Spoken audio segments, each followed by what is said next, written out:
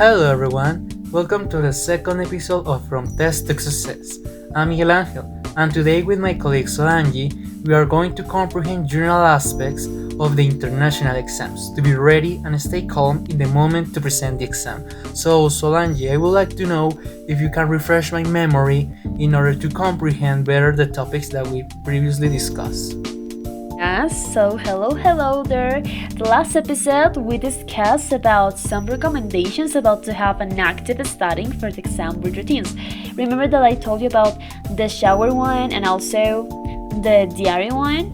Just to feel confident to the exam and talked about why the preparation is important.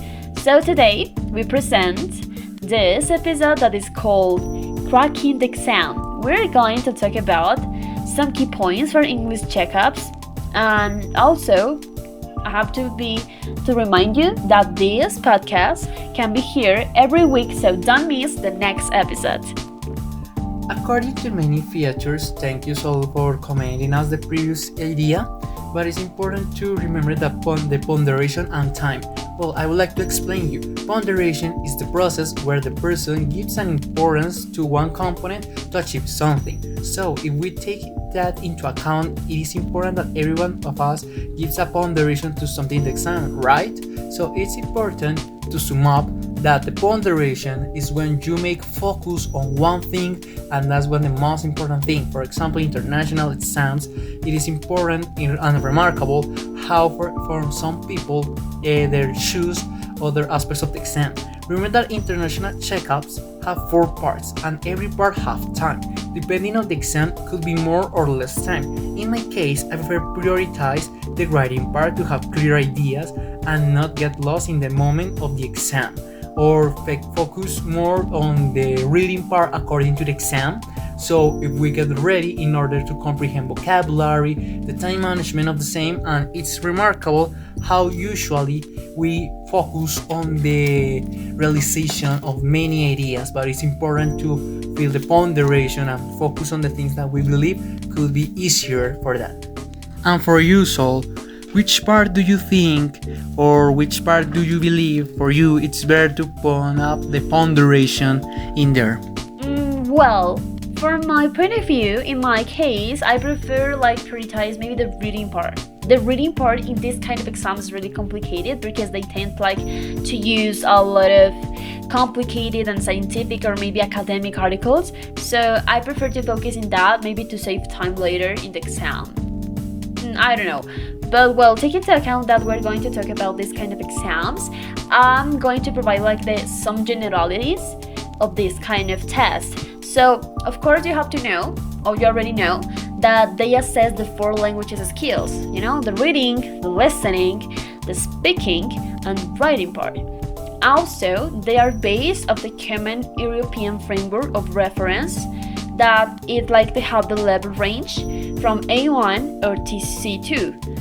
Also, I know that all the exams allow candidates to be placed within an internationally recognized proficiency level.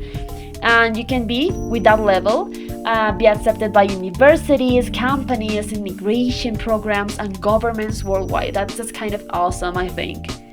And I also told you before, they focus on academic and real-life context. So they're going to use text, audios, or in situations that simulate real environments like lectures, conferences, interviews, or everyday conversations. So you have to be prepared, but don't worry because we're going to help you. Okay, that's an awesome. So that's a very clear information. I appreciate so much that because usually some of these journalists of the exams get omitted in based on all avoid a lot of characteristics, but you have the reason. But I would like to hear some more points that you can give us, so I would like to hear more about it. Yeah, so also it is important to know that the time is limited.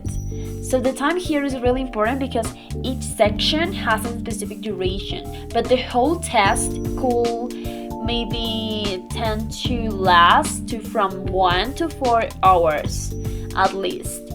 Well, the sections are timed to test candidates, so you have to be very good your skills in time management. Something cool about this that the candidates can retake can take the test if they want to achieve a higher score, but remember, you have to pay. If you have the money, go ahead and do it. You can repeat the exam.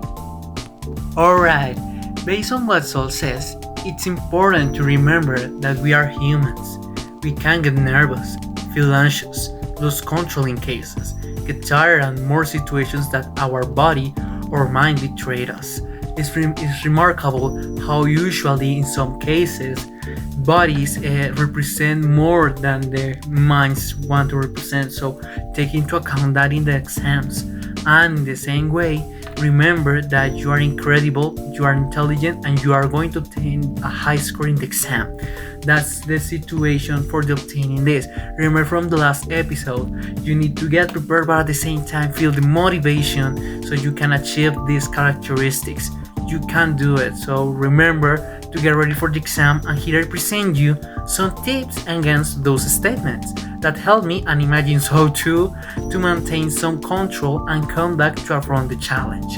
So first, if you feel panic, pause for 10 seconds, breathing deeply through your nose and exhale slowly. This reduces heart rate and clears your mind. Remember, take a place, take a state, take seconds to be yourself, to relax and continue. Know the format before the test. Anxiety often comes from surprises.